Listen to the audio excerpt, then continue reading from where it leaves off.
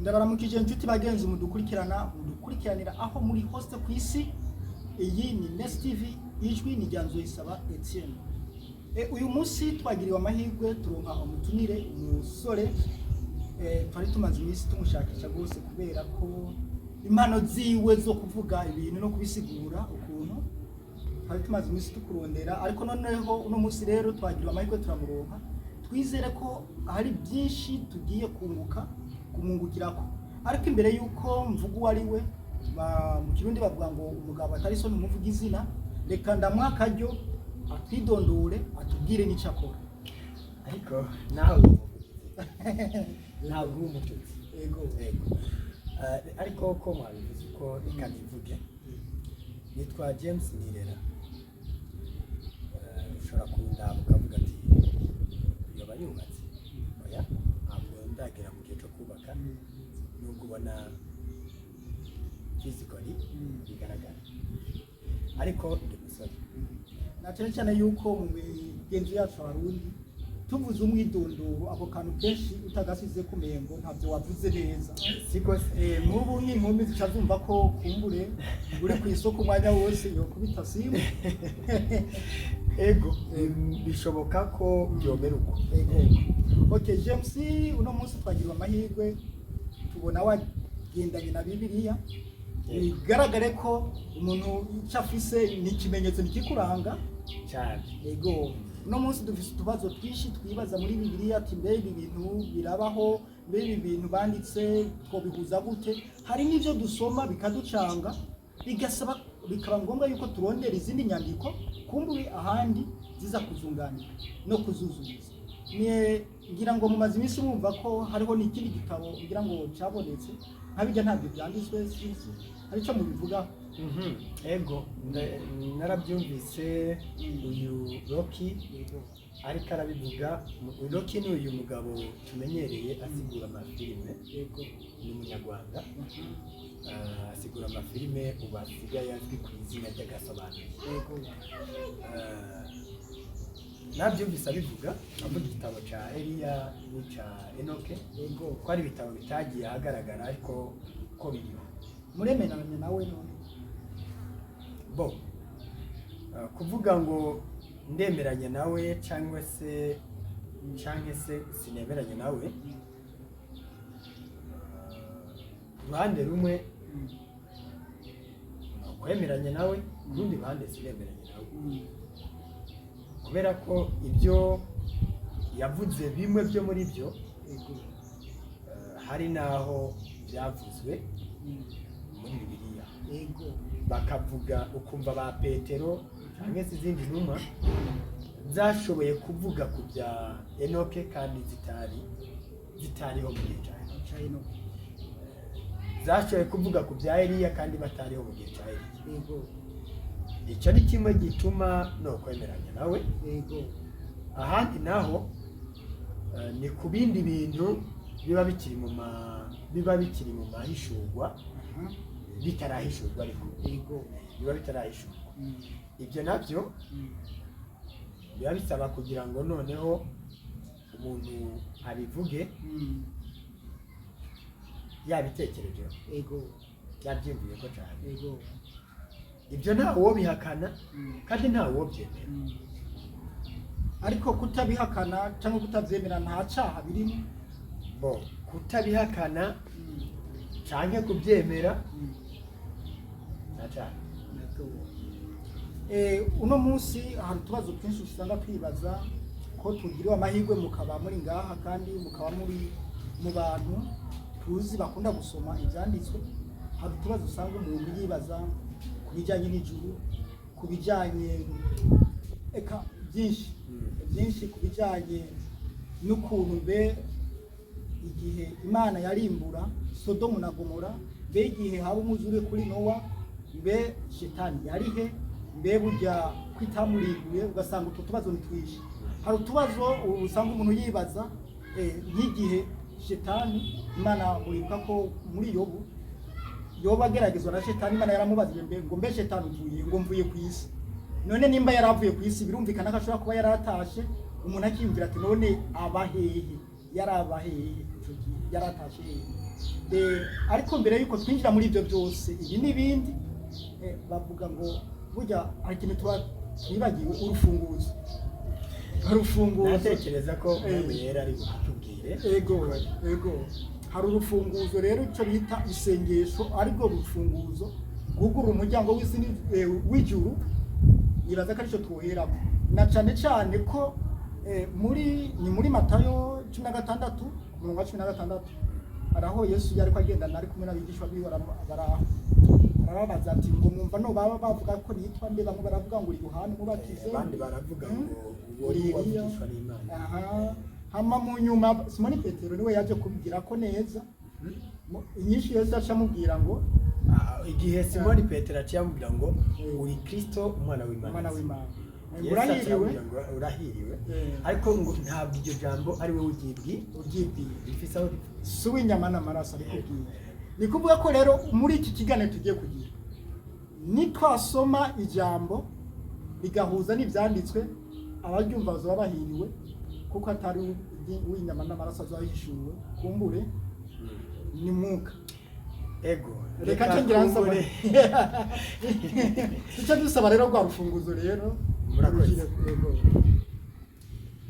Urufunguzo mu gusenga. Ego ko ndazi isengesho niryo rituma duhabwa icyo kuvuga. Ego mu isengesho tuba duciye rigufi ngo twerekane yuko ntacyo dushoboye, ahubwo dusaba kugira ngo Imana idushoboze. Ego iduhe natwe tutange. Ego Mana Data wa twese uhoraho, ndiho uri ahasumba ijuru n'isi, wewe usumba abatware bose, wewe usumba amafarasi, wewe usumba ibizima n'abamarayika, wicaye hejuru cyane hategerwa n'inkozi z'ibibi, shiti ziciye mu musaraba w'i Karuvari zigatunganywa. Izina ryawe rikuru n'iry'Umwana n'iry'Umwe Yera nirihabwa icubahiro. Turi ibiremwa byawe by'abanyabyaha, turi abanyabyaha. Turatahura ko ijambo ryawe ryavuze ngo bose bakoze ibyaha ntibashikira ubwiza bw'Imana. Muri Adamu twese twaracumuye, ariko muri Adamu wa kabiri ari we Yesu Kristo twitwa abagororotsi. Ibyo twitwa ariko atari ibyo twifisemo. Ndasaba rero ngo ubwo twaremwe mu ishusho yawe, utugirire ubuntu n'imbabazi n'urukundo byawe, utwemerere uduhereze Mpwemu wawe yera adutere kuvuga ibyawe tubishimikiriye, tubihawe nawe. Icubahiro kiri cyawe uhoraho, Mana Data wa twese uzomukoze. Ni ku bwa Yesu Kristo dusabye ibyo, dusabira n'abadukurikirana bari mu mpande zine z'isi gufashwa na Mpwemu wawe yera no kubohorwa n'ububasha n'ubushobozi byawe byo mu ijambo. Ni mu izina rya Yesu Kristo tubisabye, amen. Murakoze. James duherehe mugabo imbere yuko ndazi ko ufise byinshi byo kutubwira, ariko reka uhere kuri aya matsiko yawe. Mbe igihe Shetani Imana irimbura kuri isi kuri Nowa ikoresheje amazi, mbe Shetani yari he katari? Murakoze. Iki ni ikibazo kidasanzwe kandi abantu bafite ko amatsiko. Ndatekereza abantu bafite ko amatsiko cyane. Noneho kugira ngo kino kibazo tugitorere inyishu, tubanze tugende cyane mu ijuru. Mudufashe, tugomba tubanze tuje mu ijuru. Biraza kutworohera gushika ndazi tuduga mu ijambo. Yego.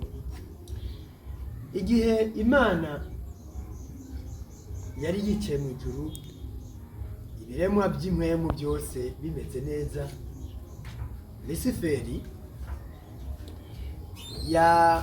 yari mu ijuru ari umumarayika w'Imana.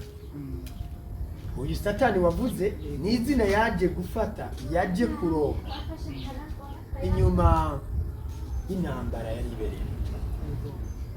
ariko ku bisanzwe izina ryiwe ryiza cyane ryari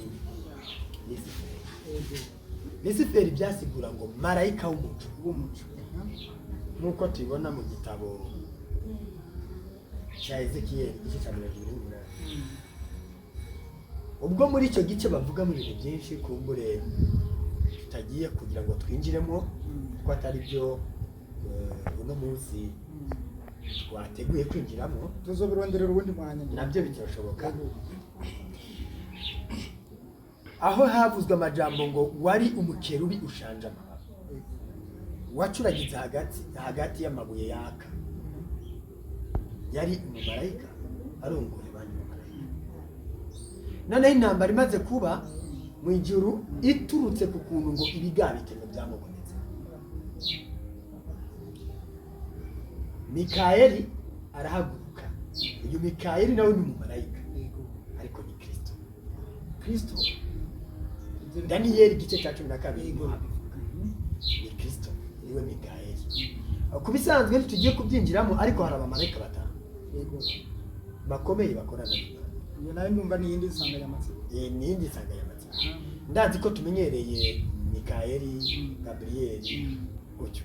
Abo nibaza yuko benshi bakunda kuba bamenyereye abo, ariko barenga. Hariho marayika yitwa Mikayeli uhagurutswa n'uko intambara ibaye. Hakabaho marayika yitwa Gabriyeli uhagurutswa n'uko abantu bazazaniye, akaba ari we ahishurira abantu bazazaniye. Hakabaho marayika yitwa Uriyeli, hakabaho marayika yitwa Yeremiyeli. Marayika wa gatanu ubundi repanze na ariko none abo babaneke bose ni wa wundi Yesu yigaragaza muri ubwo buryo butanu. Murakoze mukivuze neza. Nta numwe ugaragara mu cubahiro ciwe, bose bagaragara mu cubahiro ciwe, bose bagaragara mu cubahiro cyane cy'umwana wayo, bose bagaragara mu mwera. Na cyane cyane kari we izina ngira ngo ryahawe munsi y'ijuru no mu isi irutandi mazina yose. Ego ikindi twamenya nuko marayika bisobanura ikiremwa kimwe. Ni ikiremwa kimwe. Nubaha nyene marayika. Marayika uwo vuga ati turi kumwe marayika wawe. Aha abamarayika bose barahari. Marayika w'intambara ntabwo yakura. Ari we bita Mikayeli. Na marayika w'umuhishuzi ntabwo yabura hano kuko agiye kutubishira amabanga. Na marayika murinzi ntabwo yabura kuko ataza kubura ibyo gukaranya iki cyigisho.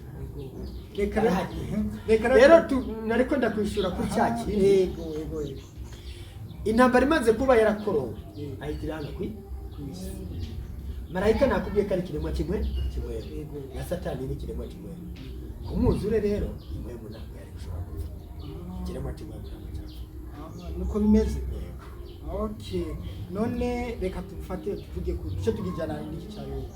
Imana yaramubajije be Shetani uvuye he? Ngo mvuye mu isi kugenda no kugenda. None umuntu byumvikane ko bishoboka ko yoba yari mu rugendo ataha.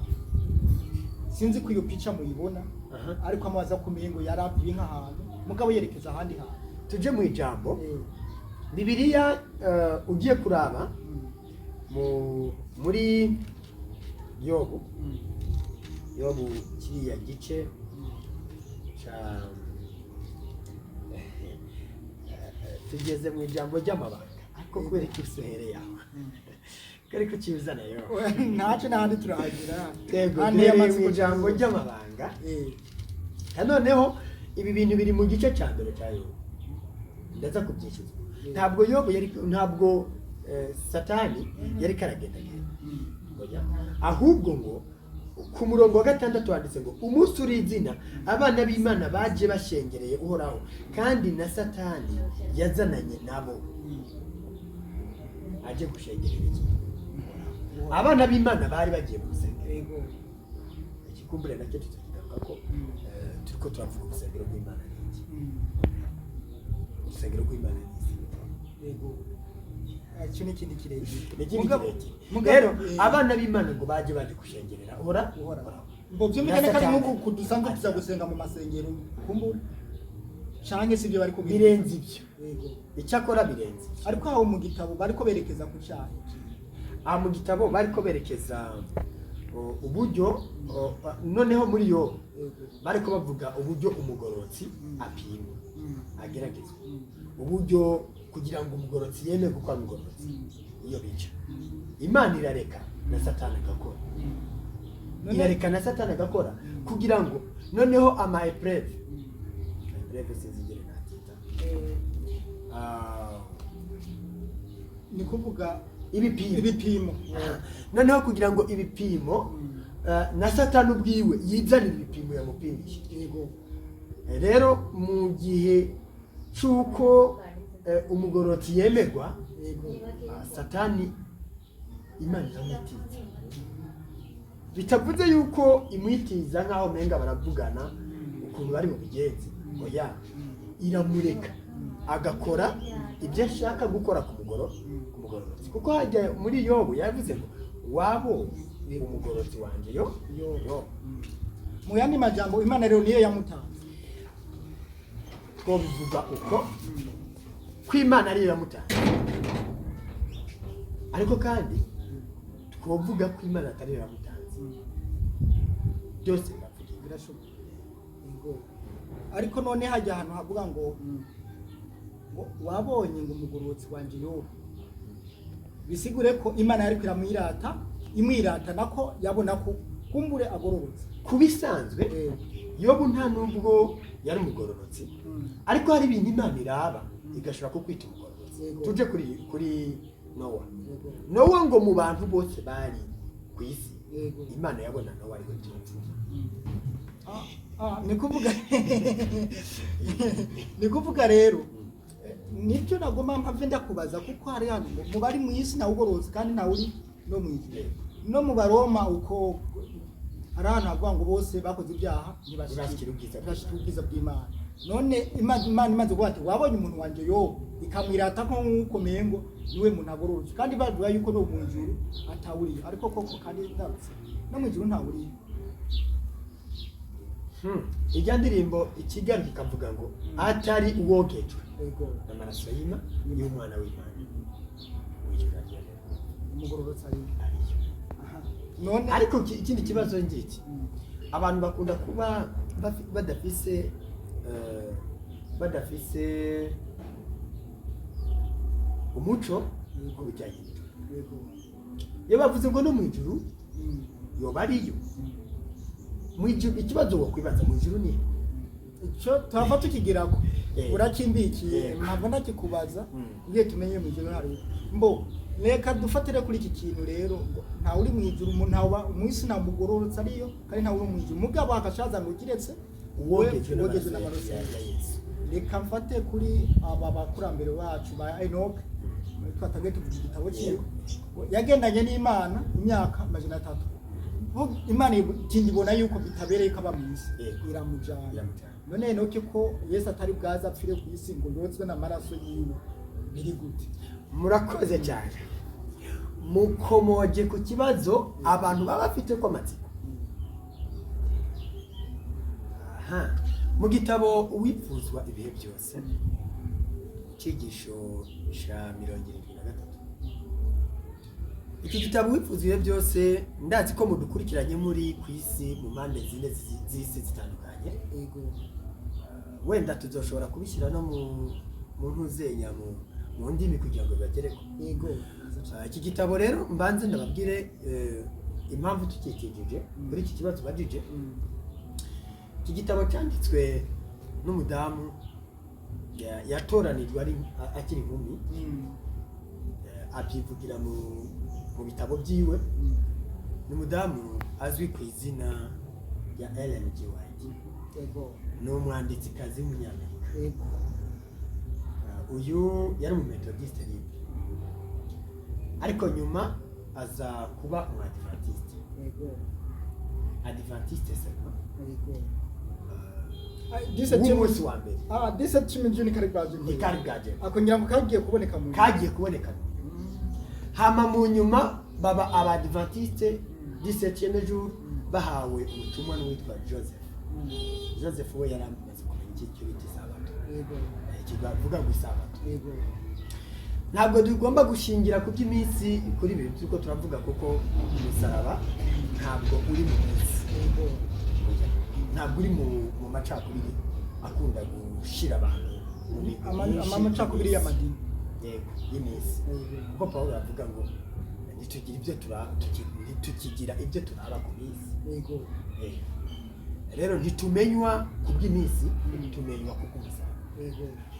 Rero nariko ndavuga iki gitabo kugira ngo twishyure kijya kibazo cya Enoke ajyanwa mu ijuru, kuko tubona yuko ntawe ushobora kucika mu ijuru atajyanywe na Kristo. Yavuze muri Yohana 14, Yohana 14, noneho n'amajambo avuga ngo ni jewe nzira n'ukuri n'ubugingo. Ni mirongo ya mbere, ya kabiri, ya gatatu, ya kane gushika ku gatandatu. Yesu ariko arabivuga ngo ni jewe nzira n'ukuri n'ubugingo, ntawe ushika kwa data n'amujana. Iri jambo rero ntabwo ryumvikane hajya Yesu yarabivuga, rirumvikana n'imbere mwitambere mwitangurira kurengana mwitangurira. Nubwo Yesu ataboneka mu ijuru, Mpwemu Yera anyemeza neza ko abantu mu ijuru bemerwa binyuze muri Yesu, kuko data ntagaragara, agaragara binyuze muri Kristo. Ibiremwa byose by'impwemu mu ijuru ntabwo bishobora kubona data bitanyuriye muri Kristo. none aho naho numva mengo Reka rero tutarajya kure, ndashaka kugira ngo noneho twishyure kuri iki kibazo. Uyu Ellen White rero twitize inyandiko yiwe, hari impamvu ndamuvuga. Hari uburyo ashingirwa intahe na Mpwemu Yera, hari uburyo yanditse ibintu bitari kure ya Bibiliya. Ibyo nibyo bituma ndamwemera. Hari uburyo avuga ibintu biri kure basi ya Bibiliya, ariko bikaba ari iby'Impwemu, ab'Impwemu bakabitanga. Hari igihe avuga ibintu ugasanga muri Bibiliya nta biriyo. Mugabo w'Impwemu amenya byose, asesa byose, ahita amenya icyavuzwe cyari icyo. Nkuko umwana muto ariko amajambo y'Impwemu washaka yabakuze ntashobora kumenya ngo ameze ngo bavuze n'ibiki. ni ukuvuga No mu by'Impwemu hari abana arangaje iyo mwicaranye n'umwana muto wovuga ibyo ushaka, ntatoremo kode y'ibyo wavuze, ntatore kode y'ibyo wavuze. Yego, nuko rero Ellen White sindamwita umwana muto, ndamushyira mu cyiciro c'abana b'Imana bari batangiye gukura, bari bakuze, bavuga amabanga. Kuko Pawulo yavuze ngo iyo turi kumwe n'ab'Impwemu tuvuga amabanga. Benshi hari igihe bakunda kugwa kuri Bibiliya bayisoma. Ellen White we yatanze impanuro avuga ngo igihe utoye Bibiliya bantuze usenge, ngo ntabwo ari Ururundi, ntabwo ari Ikinyarwanda.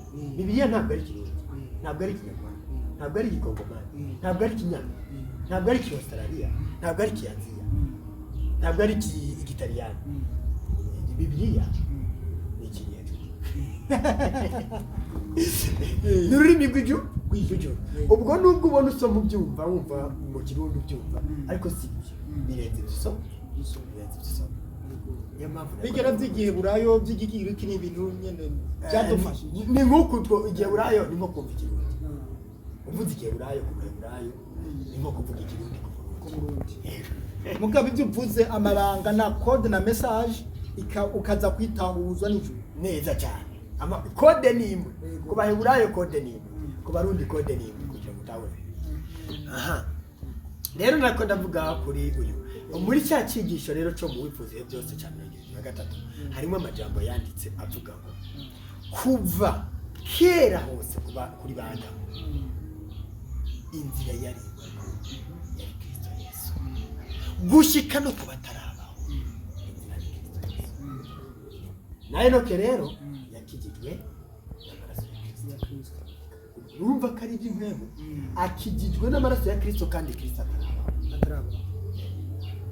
niko baba ntiwibuka ko hari igihe yabwiye abayuda akavuga ngo Aburahamu atarabaho jewe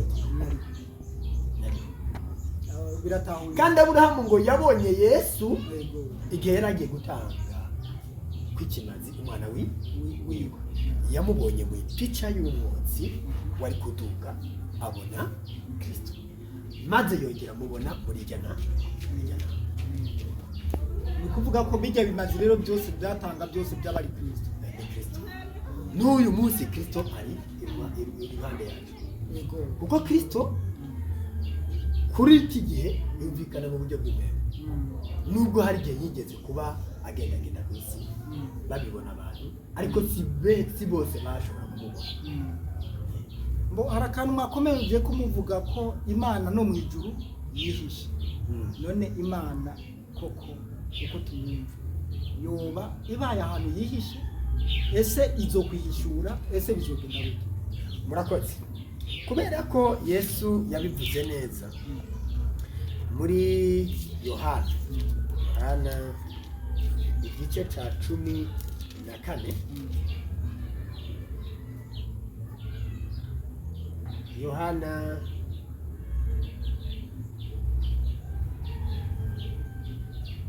igice ca 14 ku murongo 8 yavuze ngo handitse ngo Filipo aramubwira ati mugenzi umenye Filipo yabwira Yesu kuko bari bazazaniwe n'icyo kibazo tito aguma avuga se aguma avuga ngo data ngo ico data ama nico ndabashikira ntaco nshobora gukora nigene noneho aha atangiye kuvuga ibyo urupfu rwiwe no kwige no kwisubira mu ijuru numva nyine bagiye gusigara bonyine nicyo cyatumye Filipo abaza ati mugenzi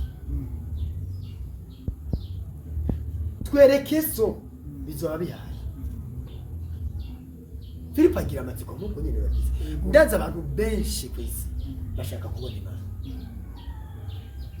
rero Filipo nawe aje kwishura ku icyo kibazo abantu baba bafise ni ukuvuga Filipo abarije abantu bose bashaka kumenya se wa Yesu Filipo aramubwira ati mugenzi twereke so bizoba bihaye Yesu aramubaza ati mbega ko nabanye namwe igihe kingana gityo nturakaruha umenya nturakaruha izi ni mezi ibiri igihe muzohasoma muzobona ari mezi ibiri yari karivuga nturakaruha umenya jewe ni mezi ibiri zivuga ko ari Kristo ari karivuga nturakaruha umenya ga Filipo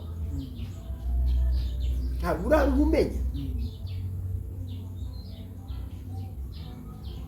ubonye jewe ababonye data none uvuga ute ngo twereke so yandi majambo bari bamubonye se kongere kugira ngo tubyumvikane neza ndetse twumva se wa Yesu Kristo wari Yohana igice cya 4 Yohana igice cya 4 muzirikane aho turi Yohana igice cya 4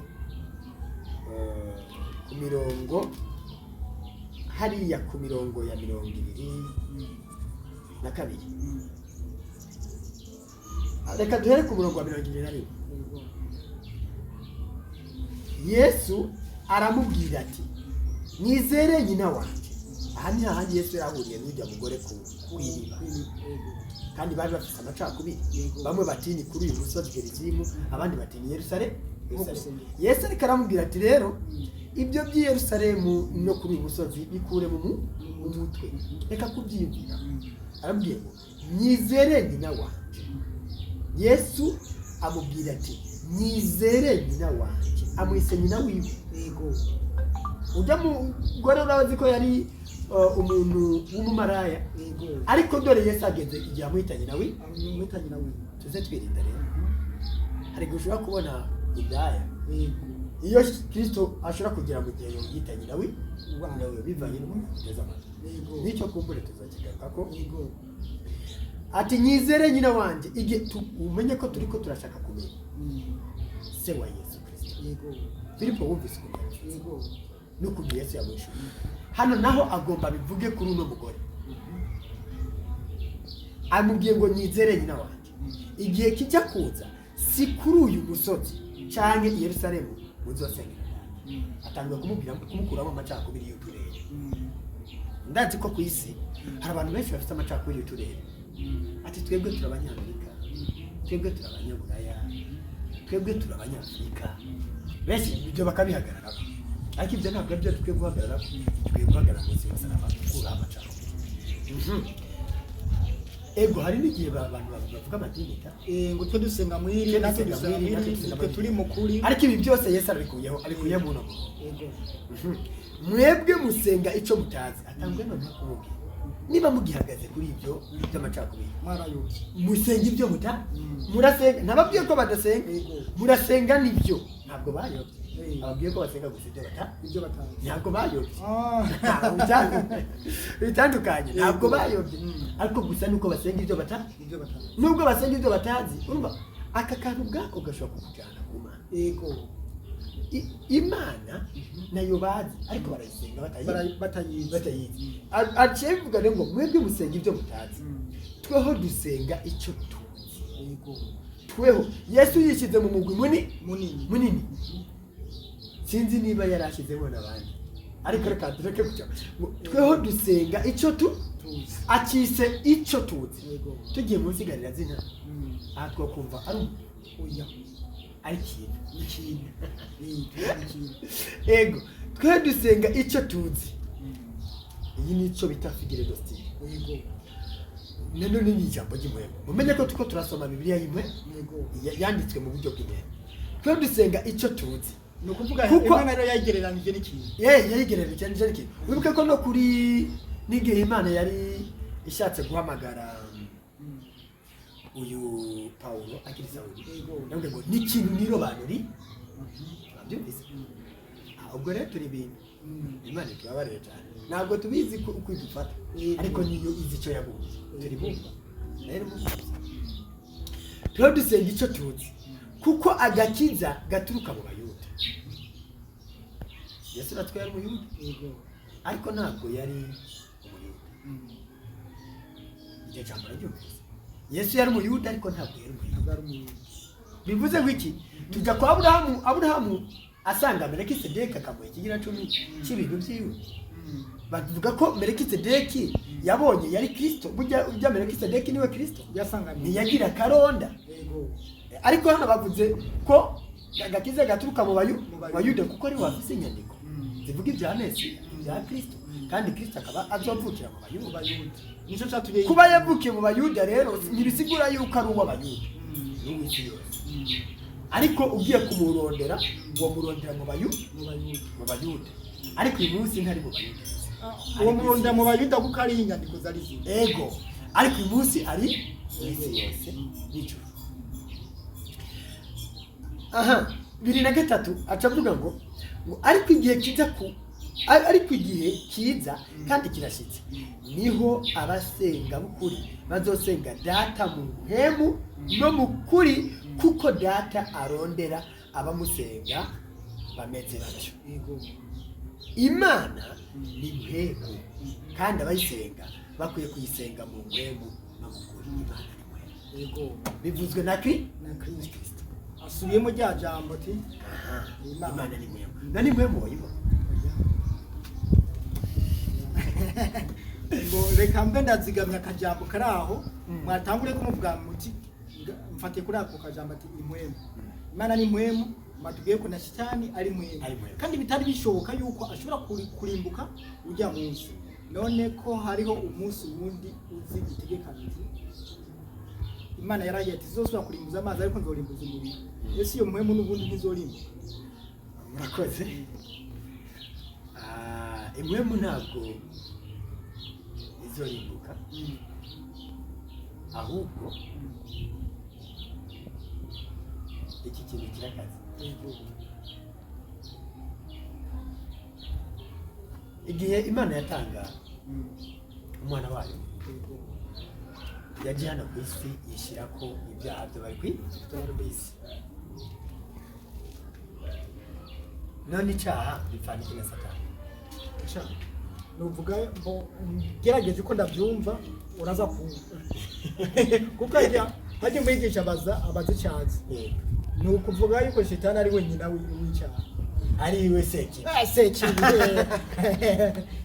None Yesu niba yishyize ku ibyaha yari yishyize ko urumva nawe yiyise sekibi rero yishyize ko ibyaha. Achaba Reka tubirekera ngira ngo uyu muhemu yabyumvise. Yishyize ko ibyaha by'abatuye by'ababa ku isi bose. Mu yandi kugira ngo kugira byose yabyishyize ko kugira aca byose. Yego. Ubwo rero imuhemu y'umubiri ariyo bita kamere, iyo niyo satani. Umubiri rero uzokura uyu muhemu. Iyo shitani y'ikibi ukwezwa n'umuri abo umuntu asigare ari ubutunzi. Kandi Bibiliya yerekana ko urukundo n'umuri kandi Imana yacu Yego. Murakoze. Bivuze ko abagororotse baba mu muri. Yego. Abana b'Imana baba mu muri. Tuze dutandukanye umuriro w'Imana n'uyu muriro abantu bacana. Niba tuvuze ngo Imana n'umuriro, kumbure ari kubisoma biri mu Baheburayo. Yego. Imana yacu n'umuriro utongora. Niba tuvuze ko Imana ari umuriro, ntabwo ari uyu bacana. Aho abantu bose baba bafise Imana mu nzi wawe n'imiriro, ariko ntabwo ari uyu bacana. Aho ni bose gukora icyaha bafise umuriro umva bariko barota baba bari impande y'Imana. Sujya rero Imana ivuze umuriro ivuze ikintu gikomeye. Mu dukira ku mayange kugira n'abatumva ntibatware kandi batatahuye neza. Aha, Imana ubwayo urukundo kandi urukundo ibyo bintu bihuje urukundo n'umuriro. N'umuriro gute? Ni uburyo ugurumana muri wewe. Ni uburyo Imana igurumana mu muntu. Nibyo bita umuriro. Uburyo urukundo kuba uzi ko rushyitse umuntu gusara. Pawulo yavuze ngo namba dusaze iby'Imana. Bari basarishijwe n'iki? N'umuriro w'urukundo bakunda Imana. Noneho si Imana ntabwo umuntu ayikunda abyifisemo, ahubwo Imana irisuka muri we. Maze urukundo rugahinguranya umuntu, maze umuntu akisanga akunda Imana. Kuko Pawulo avuga ngo niyo yabanje kudukunda se twabana. Imana iradukunda nubwo tutayikunda. Nicaguma ndababaza mbe no burya abantu turakunda Imana. Abantu ntabwo dukunda Imana. Pawulo abivuga neza aho yavuga urugo. Yavuze urugo avuga ngo umugabo n'umutwe w'urugo. Umva ingene ibintu byinjiranamo. Tugomba kwiga iby'ijuru neza tubyigira mu rugo. Abana b'Imana bagereranywa n'abana bo mu rugo b'umugabo n'umugore. Pawulo ariko abibwira Abanyefeso rero yavuze ngo bagore bubahe abagabo banyu, namwe bagabo mukunde abagore banyu. Urumva ukunda n'umugabo kandi umugabo ngo ni umutwe w'urugo kandi umugabo ni Kristo. None natwe ubu rero icyo tubwiriza ni kubaha Imana. Kubaha Imana. Twebwe tugomba kubaha Imana. Imana iradukunda. Murakoze kuri izo nyinshi muri ko muragerageza kutwishyura. Byumvikane ko n'utobyumva bikamucanga kandi arahawe ikaze kuri ngaha kuri Nest TV. Hama tukabaha contact tukabunga n'uyu muntu, hama noneho mukawushirizaho gufashwa mugasigurirwa kuri kajya cyangwa kandi muba mutashoboye gutahura. Ariko kandi tubibutse yuko imbere yuko tubandanya twatanga urugendo aho tugeze, ntabwo twobandanya uko turiko turagenda. Reka tubibutse gukanda ahantu subscribe, sabone, maze mukandeho kandi mukande no kunzogera kugira ikigisho cyangwa ibindi biganiro bizokurikira muzoze muba ba mbere mu kubironga. Nuko reka rero duce tubandanya rero n'ikindi kibazo cy'amatsiko. Mbe Imana yaremye ijuru n'isi, ariko kandi Yohana umwe yari ku kigwa Patmos yareretswe abona ngo ijuru risha n'isi isa nisisha kuko ngo bya mbere ngo ntibyari bikiri byakura. byumvikane ko iyi si turiko n'ijuru bizokubaho hazi ibindi bishya. None iyo hageze ku ijambo ijuru, ko n'ubu benshi bavuga bati none ijuru rihe wogerekana he, Imana irihe woyerekana he? ubwa mbere namaze kuvuga Imana ni mpwemu, Yego. n'ijuru naryo ni mpwemu, n'isi mu nkundire tuvuge ko ari mpwemu. Kuko niba Bibiliya yavuze ijuru n'isi, umenye ntabwo wabisomye mu gitabo cyanditswe n'abantu bakwisi, ntabwo utabisomye mu gitabo cyanditswe n'abantu bakwisi, cyanditswe n'ab'ijuru kandi ni mu rurimi rw'ijuru. Iyo turiko turavuga ibintu by'umuhemu ntabwo birabishwa aya maso, aya maso arabe ibigaragara. Kumbure nzokibabwira kubera iki dufise amaso abiri kandi Imana ari gutatu. Hariho ayandi maso twategereza, hariho irindi jisho niryo rya mpwemu yera ridukura ku bigaragara tukaraba ibitagaragara. ni kuvuga n'ubu ngo biro yohita ava kuri isa gacaba mu ijuru. Burya muri iki kiganiro twamaze kuva kwisi, ahari turiko tuganirira kwisi. Iki kiganiro cyaduteretse gute?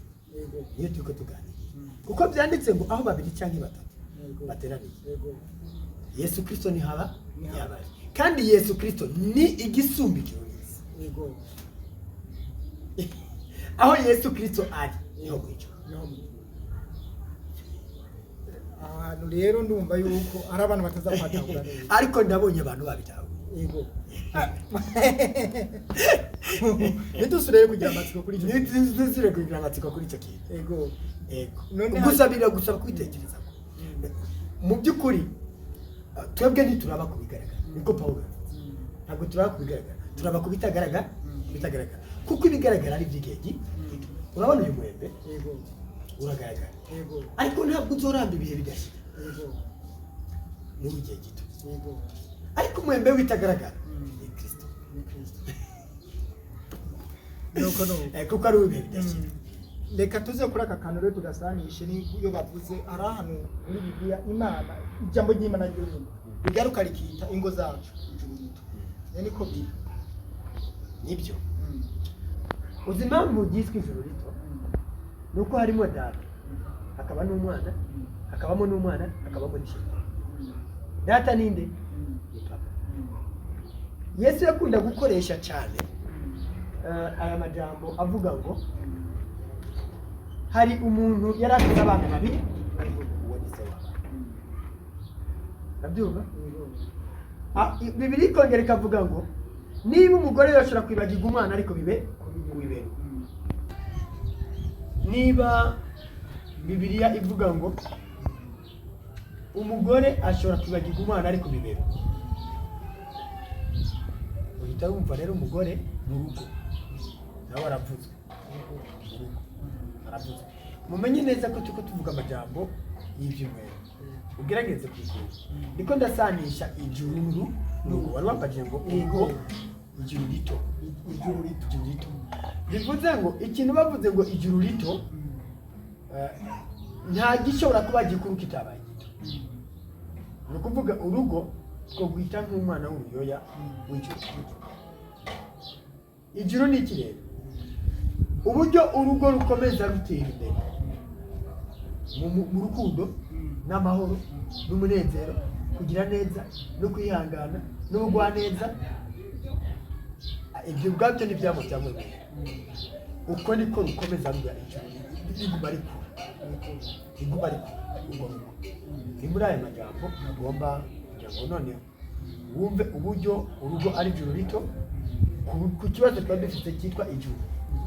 Kandi hari ikibazo wari wambajije cyavuga ngo ijuru n'isi bikugwaho, ngo ibya mbere bizoba byamaze gukugwaho, ijuru n'isi tubona bikugwaho. Iki kintu abantu bakomeje gukurikirana nimucumve neza. Iyo havugwa ijuru n'imvugo y'impwemu, mubyumve neza.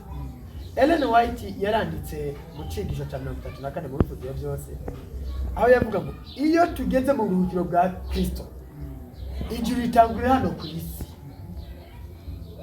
Ntabwo nshatse kuvuga iyo rihereza, nuko Ellen White yabyanditse. hamwe nari ndababajije ndutangura mu ntango mbe ijuru rigiririye ijuru wumvise ko Ellen White yavuze ko ritangurira hano kw'isi mwanyumvira none umwana avukira he avukira hano kw'isi aho yaserukiye ni hanyiki Yesu yaserukiye he kw'isi none yanyikiye he kw'isi nye niho yari rero twumvise impwemu cyane mu ibitagaragara impwemu yumvikana neza turiko turavuga ibyo umuntu adashobora kubonesha amaso bisaba ko aba afise ijisho rya mwemu uyu niwe ashobora kubona ibyo abandi bantu batabona wewe uyu afise mwemu yera yayihawe no kwizera Kristo no kwizera ibikorwa bya Kristo no kwizera Kristo bwira Kristo akaba mu mutima wiwe ibi byamuhesheje mwemu yera niwe mwemu wa Kristo uyu mwemu atuma nyene kuba mufise areba akahuranya akaraba hirya y'uko yaraba akahuranya akaraba hirya y'uko ashobora kuba mu ijuru ari nano akaba hano ku isi ari nano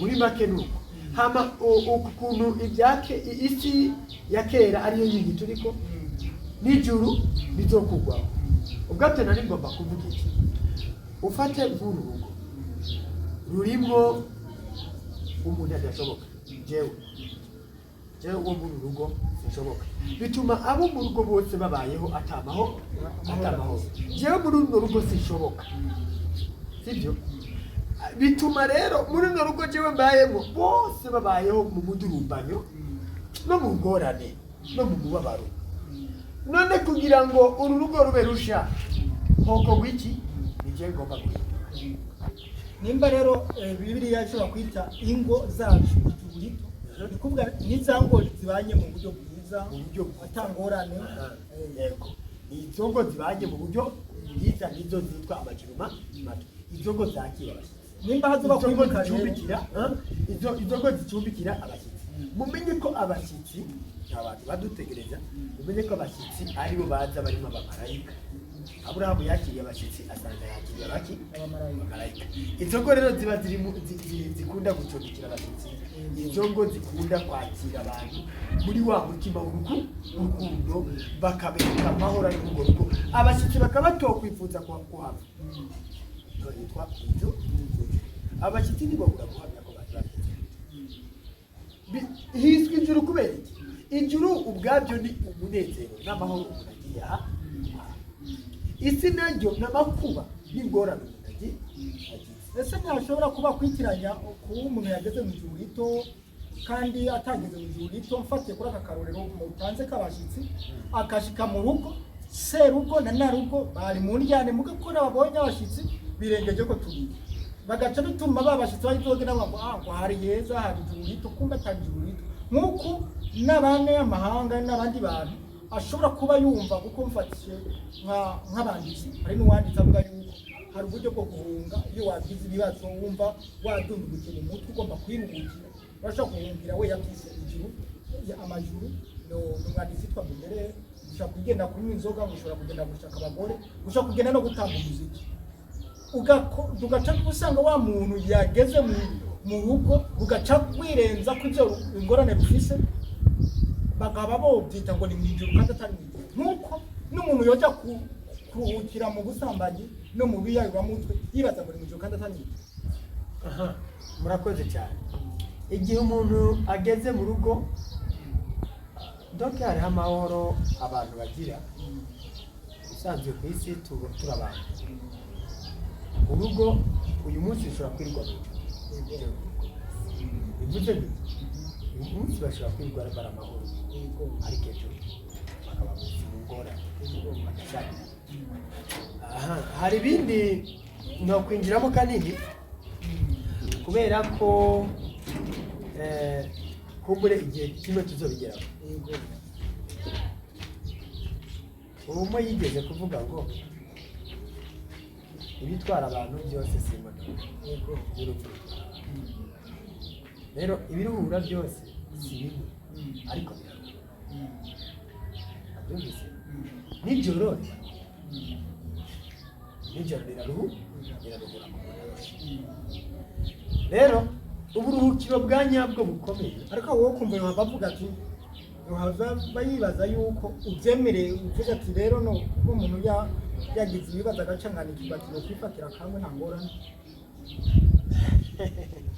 icyo kintu kirakomeye wenda nkundira tugisubire si uko kinaniranye ariko nuko ntekereza ko abo turiko turabibwira harimo abantu bitwa abantu batabitawe nobyemera cyangwa ntayaga yego kuruhuka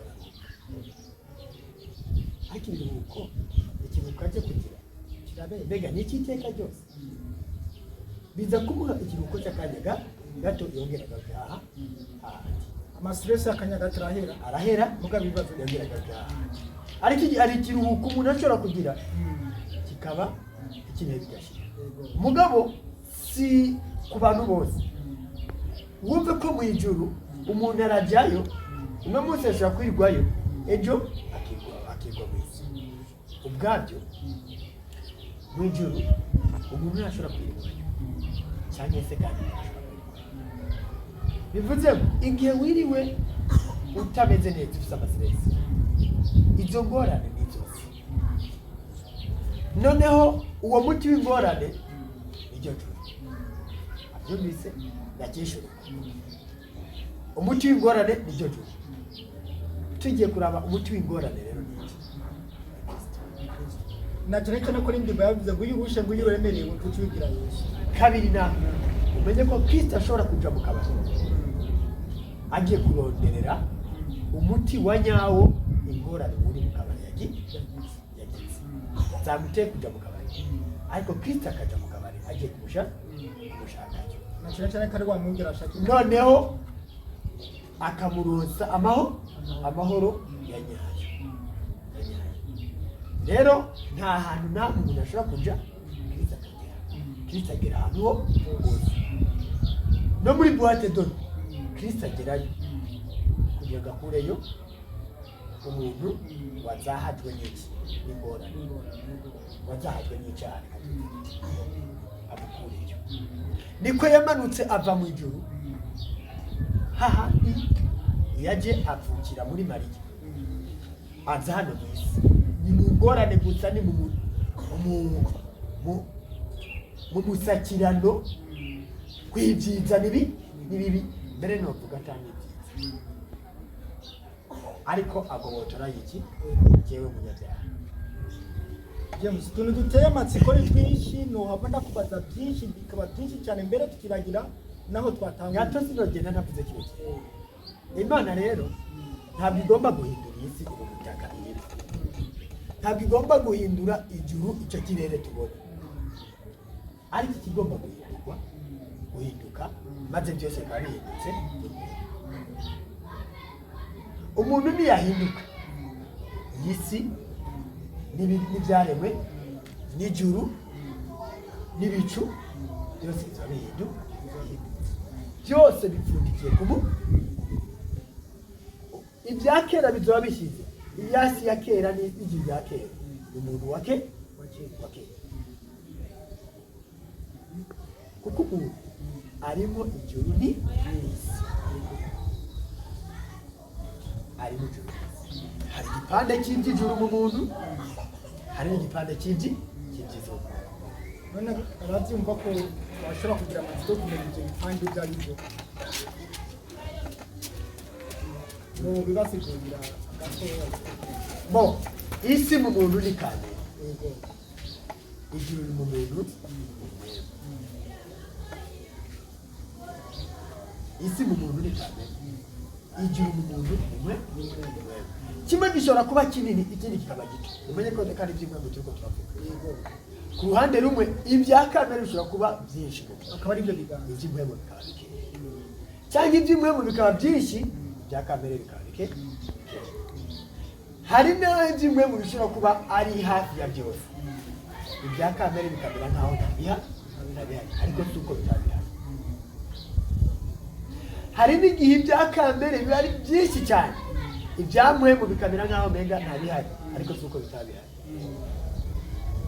ngo reka tugaruke gatoya aho twahereye araho mwavuze nk'iki Imana ni mpwemu kandi niko biri, ariko nagize ikibazo none ko Imana yaremye umuntu hama umuntu akamurema ubufise ubwenge, ese igihe Imana izo bije gutora wa muntu wiwe ikamujyana wa muntu afise ubwenge wayo kandi afise ubwenge, ese bizokunda ko abana n'ayamana y'impuhemu cyane n'ibya bindi bavuga ngo ajya amasakame utegeze kubona ibyo gute bitumvise kumbure umuntu azohinduka wa ntabaze kifise ubwenge azofise impuhemu. Murakoze cyane. Icyo abantu bomenya ni uko kuri iyi si twahaje dufise iyo tuvuye, kuko Imana yavuze ngo utarabaho nari ndakuzi. Ese aho hantu wari uri utarabaho wari ufite ubwenge, waraboneka fizike. Rero aha twaje kugira ngo tuhatoreze uburyo bwo gushobora kubana n'abandi, maze tumaze kubimenya turahava inzira neza ducaho Yesu ati sinzi niba ara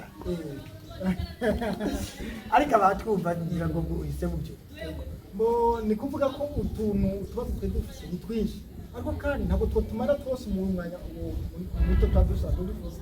Nicyo gituma duca twiyumvira, duca tumisubika tukazogira buke buke, tuzogira n'izindi nsanganyamatsiko n'ibindi biganiro tuba twakwiga. Nk'ubu nari nufise akabazo mugabo mu nkumbire nimba mo gira icyo mukavuze ko nasomye nimba nzo kungoma uko sinshobora kumenya neza ahantu hayerekana yuko mwitanguriro harerekana yuko Imana yaremye ijuru n'isi, iravuga nabijya bimurika ukwezi inyenyeri n'izuba, ariko ahandi nagiye gusoma harancanga kuko hanyereka yuko izo zuba n'izo nyenyeri n'ubwo kwezi ari ingabo zo mu ijuru. Yego cyane, si ibyo gusa nawe uri ingabo n'ibiti n'ingabo n'izi ntebe n'ingabo bikorera Imana, n'izi ntebe n'ingabo bikorera Imana. Ibyo bintu byose, izuba, inyenyeri, ukwezi, ibicu, umuyaga, ibiti, ibyatsi n'amazu n'ibyo abantu bakora ubwabyo bibana bubaka. Ubwabyo ndoze iri jambo ryashyize ku mpapuro kandi n'ingabo ikomeye. Kandi ababishyize ku mpapuro n'abandi navuga ni iby'Imana, ibyo bashyize ku mpapuro ni iby'Imana, n'imodoka n'ingabo byose uko bingana bikorera. Iyi ntebe yadukoreye, yego yadukoreye. Umwembe uradukorera, yego uradukorera. Imodoka iradukorera, yego iradukorera. Izuba riradukorera n'ukwezi, yego biradukorera. Byose bikorera. Ibi ni byose Imana yaremye, yabiremye ku ntego y'ubu. Ni ingabo rero z'Imana, kandi umuntu nawe inzu ye. Mbere yuko duheraheza ikiganiro ndashaka ugira akantu uvuze ku kijyanye n'urukundo rw'Imana. Nasomye muri Shambere cya Yohana, sinibutse neza akarere mugamo nibaza ko ari Shambere kuri 4 kuduga avuga yuko udakunda ntazi Imana kuko Imana ari urukundo, kugira ngo muje mutwibutse umurongo ntazi Imana. Ni Yohana yavuze amajambo. Yego, none ku rukundo rw'Imana nimba koko tudakunda byo kwitega yuko tuzoshikirura Imana nta birimo bo udakunda ntazi Imana kuko Imana ari urukundo. Hari umuntu aba adakunda ariko agakunda.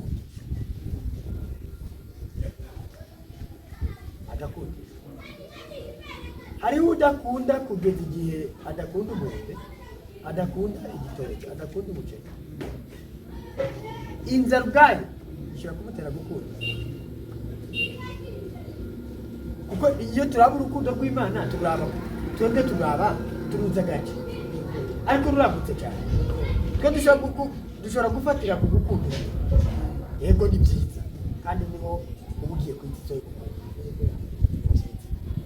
ariko ushobora kudakunda umuntu ariko ukaba umukunda mugahera mukunda umuntu mugabo ukaba umukunda reka nkubwire umuntu ushobora kuba utamukunda ariko ukajya ku isoko ukagura wa muntu udakunda yafuye wa muntu udakunda kandi bikaca biza kumutima aho rero uciye ucana intege n'abantu badakunda umuntu ugasanga agenda amufitiye inzira fendofe azokwisanga yakunze reka Imana ikore na cyane cyane ko bavuga ngo ni gute ngo abantu ngo wanga cyane ngo niba usanga warakunze cyane hari ubwo n'imirimo akora ibyo kuvuga ko umuntu rero yobwirizwa gukora ibintu byiza ku buryo mujya mwanka ntazoguma aronka mufatiraho aguma mwanka ahubwo niyabona imirimo akora azohindukira mu kundi. Mbega wari uzi yuko hari abantu bakijijwe nuko bariko bakora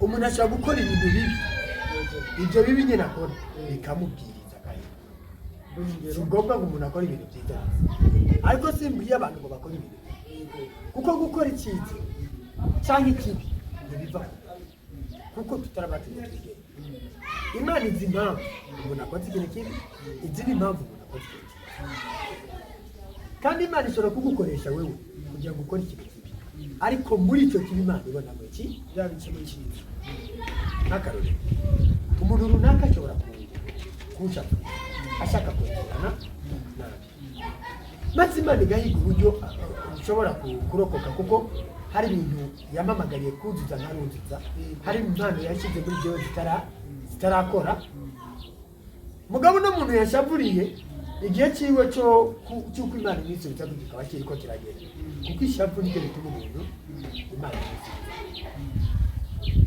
imwisubiza ako nako nduza n'akandi ishavu byinshi hari ibintu byiza n'ibibi hari ubwo Imana imwisubiza ku muntu kubera ko hari n'ubwo Imana yisubiza ku muntu kubera ko aje donc igihe cyose umuntu Imana imwisubiza aba yujuje ibisabwa ibyo Imana yamuhamagaye wowe rero kugira ngo Imana inkize igakikoresha wewe mu kwica ibyo ukoze ikibi ariko gihishwe mu icyiza Imana ni abantu n'ibindi bashaka kubona ibyo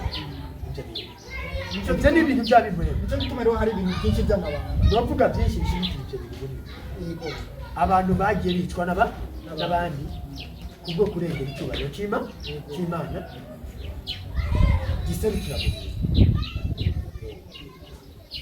nuko murakoze muragize neza reka icyo kibagenzi mariko mudukurikirana reka duse nk'abagarukira ngaha kuko uwo batagize akantu atahura reka tumurarikire kudusanga muri komante hama agira icyo atubwiye hama ikirigiye umutumire wacu nibaza ko igihe cyose uzaba tubikeneye uzotutaba hama rero tuza tumushyikiriza iyo muza mwanditse muri komante hama ahetse nawe agira icyo abivuzeho nibaza ko ari ibintu byinshi mushobora kugira ko ikibazo bivanye n'iki kiganiro ibyo twagiye turavuga aho mutuba mwasobanura nicyo gituma ku ishene yacu hasi hari komante mwandike itubwire ibyo bitatahura ariko je musi imbere yuko turangiza sinzi kara kajambo kanyuma muvuga hama kuko twatanguye